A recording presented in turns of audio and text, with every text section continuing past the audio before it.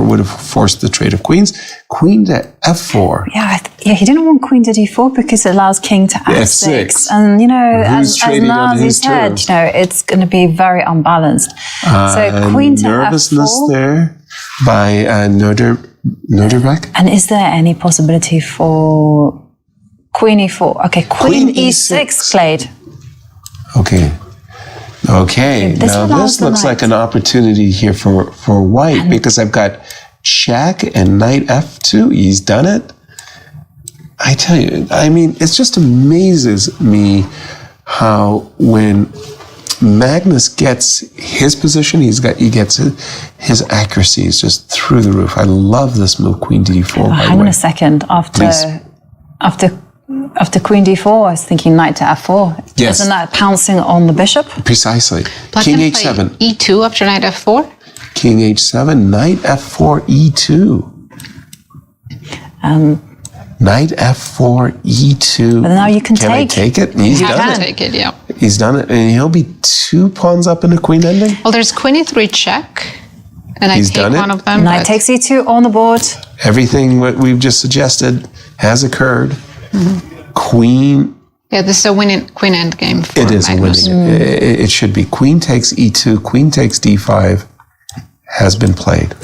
Once again, now the players have actually gained a lot of time on the clock, Jovi, with those last few moves. It's a minute to a minute, more or less. It is a minute to a minute, but also take a look at the white king. It has a beautiful hiding spot. It can hide on h2. It can also take a walk up the board because the queen is well placed in the center to shield it from its checks. Exactly. Well, I'm sure we're going to see some checks. Queen takes d5, last move, queen e3 check, more or less. We're obliged to take a walk, king f1, right? Well, you don't have to take a walk because you can go, for instance, you can go king h2. Queen and then f4. after then you go g3. And queen f2. And then drop the queen back to g2. Drop the queen back to g2, yeah. But whether you want to play like this... Passive? It is passive, and at the same time, you still have to find yourself a safe home for the king in order to activate the queen. I think I would just walk. Yes. You walk the gun. Queen e3 check. I think we're going to see I think what we're going to see is Magnus build some time first. So he'll repeat the position once. Why not? Queen, as you suggested, king h2, queen f4 check. But in this particular case, because Magnus actually had an edge on the clock, I think I would have been more tempted by king f1. It doesn't matter. We will see him do it one way or another. But he is looking at your g3, queen g2. Nasi, jump in on this one. Does the engine suggest g3? Yes, Magnus is making the best moves. g3, queen f2, queen g2, and then setting the queen on c2 is the best setup for white. No queen f2. Instead, queen e3, and then queen to d4, king g1 is on the board. And there you can see Magnus is setting up his king for that walk. Yes. Queen f3 attacking the g3 pawn. And inviting queen e5, I must say, just defending the two weaknesses on c3. Queen e5 is going to be played 100%, and there it is on the board. Defending g3, defending c3. And the white king is just going to make a beeline for the c5 square. Okay, but I'm not going to let your king prance around the board. Well, the thing is, though, king at some h7, point you're king going to h8. have to start. No, I'm just going to wait. You're just going to wait. I'm not going to move my queen from f3. But you can hide your king on h3. Okay, so king and then get king on g8, with the run. King h7. How do you get on with the run? I'm gonna if you hide the king on h3, yeah, and then you can set about. Magnus is doing it because then the whole point is that if you start checking, yes, the king runs away exactly towards the queen side, towards the middle of the board. And if you hide the king on h3, you are just also threatening queen takes b5. King on h3, queen takes b5, not afraid of any checks. No. Because, as you say, we're just going to make a mad dash across the board. His accuracy, Magnus, pretty impressive? Yes, in the end game, he's the GOAT. He's the GOAT. There you go. Queen King h3. So we can, is this the moment, as Nasi has prescribed it, to take on b5 and finally get ready for a dash? Yep. Yeah, there is no need to wait any longer. Queen b5, queen h1, king g4, and run to g5 and forward. Away you go. Mm-hmm. So we're looking at queen takes b5, queen h1 check, king to g4, run, getting on your jogging shoes, queen to e4 check, run to g5, and now I start to run out of checks. Well, you have queen e3 check. Okay, but So is it- run? Yeah, and maybe now queen takes c3 check. By the way, I think we saw king h2 as a response. I'm going to just refresh my board. I apologize. Yes, he did not take on b5. Magnus didn't. There was something there he didn't like. I'm not sure what it was, but he played king h2. Maybe he just wanted to repeat the position a I think moment he or just two. wants to build some time. Okay. And what is the clock time?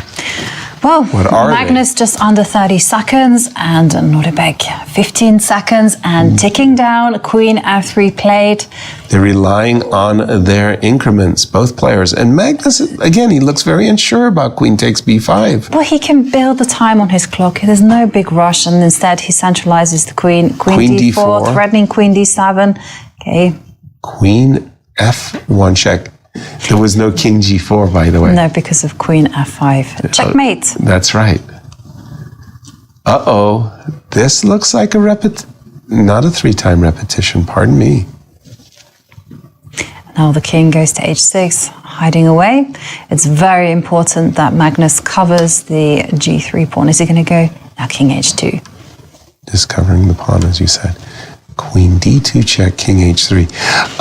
Christian, in his comments about the mindset of the players, I think was very, very salient, that these players don't back down against anybody. And I must say, I've admired how NODIRBEK is defending. You know, he's up against what Nasi just said, the GOAT. Mm-hmm. And there was an opportunity there for him to checkmate Magnus, and Magnus didn't allow it, of course. But it's impressive how he keeps his chances alive too, even though he's 2 pawns down. This is one of the trademarks of NODIRBEK, that he's very calm. He takes his chances. Even as a youngster, he was very confident. I can remember in the 2021 World Rapid Championships, he defeated several names along the way, and Magnus was one of them. I watched that game live. It was very impressive indeed. Queen e4. Nasi, help me out here. Is there some fears of a 3-move repetition? 3-time repetition, because Of we position? haven't taken. Yeah. So there hasn't been a three-move repetition, but we've seen king h3 and king h2 a little we've bit had too. similar position once or twice. But thing is, in rapid, would NODIRBEK be able to even call that? Yes, I've witnessed him call a 3-move repetition. By the way, 15 with seconds. seconds left on his clock. Speaking of seconds I don't left think on his clock. Magnus is going to allow that. He's probably, instead of taking on b5, his plan is to push g4. Maybe that's why he's been waiting. G4. I like that move. And by the way, that would break the repetition. Queen e3 keeps the king protected. Now and it's now G4. he's done it. Now, okay, that ends any discussions or fears even of a 3-time repetition. Less than 10 seconds, and now the king starts advancing. I like the way that Magnus is playing this. 0 risk whatsoever of any perpetuals. Queen to f3. The queen covers the king, and now it's going to hide itself. Once again, on h3. h3. Seems to be the go-to square, that h3 square. King h3. Now this is setting up for h5. Queen d2. 45 seconds. And again, it's like a sudden flurry of moves there by the players. Magnus has 1:20, and here we go. H5. Perfectly timed. We have queen f7 check. and then we can recapture on h5 with the queen, and by preserving the g4 pawn, our king is much safer.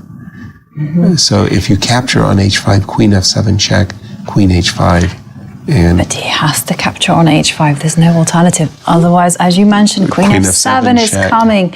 And g5. Maybe he can try g5, allow queen f7, and then hope for some stalemate ideas. well, he's Yeah, reaching for the exactly. queen. Less than 10 seconds. Whoa. He's going to make the move. Oh, yeah, took. there you see.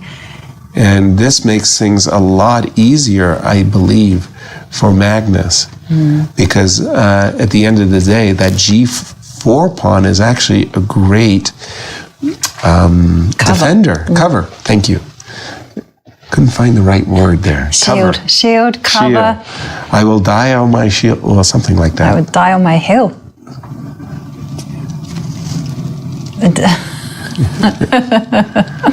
King moves to g3. King to g3. No, there's Very, no very effective nice. checks at all. Exactly. for Now, NODIRBEK. with the queen beautifully positioned, defending this pawn, also menacing towards the black king, white's king can simply take a charge NODIRBEK just waits for the king. to come. And King f3. Now the king starts advancing. It's a triumphant march up the board. King e4, king f5. Does the computer like to nail the pawn to g5 first, or it doesn't make a big difference? Doesn't make a big difference. Computer is just moving the king forward. Yeah, I like the queen on But, d4 too, because Big decision, 7 seconds, and NODIRBEK has to move the queen. He has to get away from any potential. So he moves it to queen to b2. Any And now potential king- checks. But king now to the king e4. can now go up the board. Yep. And sure enough, it's walking its way to victory. King goes to g6. king e5, And king look at d5. the queen on d4 covers every single pawn. I know it's beautiful. It's a beautiful. Once again, we're seeing Magnus Carlsen He's in at his his element. best. He's in his element in this type of He's position. fantastic. It's he has a great intuition of these endings. I think he might put the queen on e5 now to also take b5 pawn. And you can do that with a gain and a tempo, I assume. Queen e7 check and do it like that. Or I like the queen on d4 personally. I thought king e5, king marching to c6, for example, would have been very, very good. And He's Magnus going for agrees. checkmate, king g5. Yeah, because you cannot grab the pawn on c3, because then what's going to happen is that We can trade queens. Magnus will try to trade queens, yeah. Queen c1. Queen f4. Simply blocked by the queen, and again, We've got a check. the pawn if you on take the c3 pawn, and is taboo. Exactly. I can force the trade of queens, and recognizing that, queen e1. He's playing for checkmate, right? The queen coming to f7, the king stepping up to g6. Okay, well, it looks like it's time for queen. Nasi You have to be checking careful with queen f7, king h8 to not end up in stalemate. Exactly. That is true. Exactly. We don't, that's the one thing we cannot allow. So queen f7 is good, but after king h8, give another check on f6. You know, excuse me, I would, yes, check on c7, check on e8, d8, bring the queen back to d4, and so that we can march our king towards the b5 pawn. King h7, so give a check on, say, d7, followed by queen to d4. He's doing it. He's doing it. This is all very, very impressive stuff. I mean, just incredible technique. Can he grab that pawn on b5? I think he can. I really do. I'm just thinking that Whether it's necessary Exactly. to allow all these checks. queen takes b5 looks really, really good, actually. Yeah. The more I look at it, why not? But on a practical level, They're reaching move 100. Century. In snooker, reaching a century is celebrated. In chess, like, no! 100 moves. Everyone looks at their watches and says, well, what have you done? What have you done? Queen takes b5. Jump in on this one, Nasi. Do we like queen d5 check, queen d4, or queen takes b5? All of them. All the above. All of the above. And we keep what? And we got another one. King g6. Wow, king g6. Quite a surprise move for me. I think he's provoking queen e4 check and then wants to go king f6. We do have this moves on the board. He wants to go queen f6. Queen f6, queen e4, king h6. King g5. Well, still, You can't take you the pawn. can't touch the c3 pawn. If you take it, we immediately force the trade of queens. Exactly, and that's going to be 1-0. Like this, 1-0. So that is why the pawn is taboo. I'm just going to refresh my board, everybody. So he did not take the pawn, clearly. I tell you, it's not easy to sit there facing Magnus and play all of these moves so fast, so rapidly. There's so many traps that Magnus has set that he's dodged. King to d5, let's go. King to d5. Set the sights on the b5 pawn, and he's gone for it. I mean, it's taken him maybe longer than we anticipated, but at last his king is making it to this is the beauty of such an endgame. You can try one plan, and then you can just pivot Switch. and move to a different one. And king d5, very effective. Absolutely. And make your opponent suffer longer. Yes. Well, this is just enjoyment, right? Well, yeah, suffering. I guess it depends on your perspective, right? If you're on the white side or if you're on the black side. King d5. Again, Nasi, if you don't mind, just a number. +6. +6. Mm-hmm. That's a pretty good number. King f7. Mm-hmm. By the way, because of his loss, Kirill's loss, he kind of opened a window of opportunity for Magnus. Yeah, exactly. Because if Magnus wins, he will tie for first. The top. Okay, here it comes, right? Queen e5, just keeping everything nice. Okay, so maybe now queen to d7, check. Win the g pawn and... Queen check and take the pawn? Yeah, queen d7. I was thinking queen c4 is also possible. Okay, queen d7. I'm going to cozy over. You take, I take. And I suffer again. Suffer for another 50 moves. Exactly. The queen e5 is on the board, and it's a minute to 20 seconds. Maybe queen b7. Keep the checks are coming. Oh, he's gone for queen c4. The king just marches up to d6. Exactly. The target is the b5 pawn. Yes, it is. Big threat on the board. And we see a handshake. Magnus Carlsen wins. Wow. He kept the ball in play. Is what I thought what you had mentioned when NODIRBEK got to play the move f4 and got in some counterplay. I thought he was saving the game.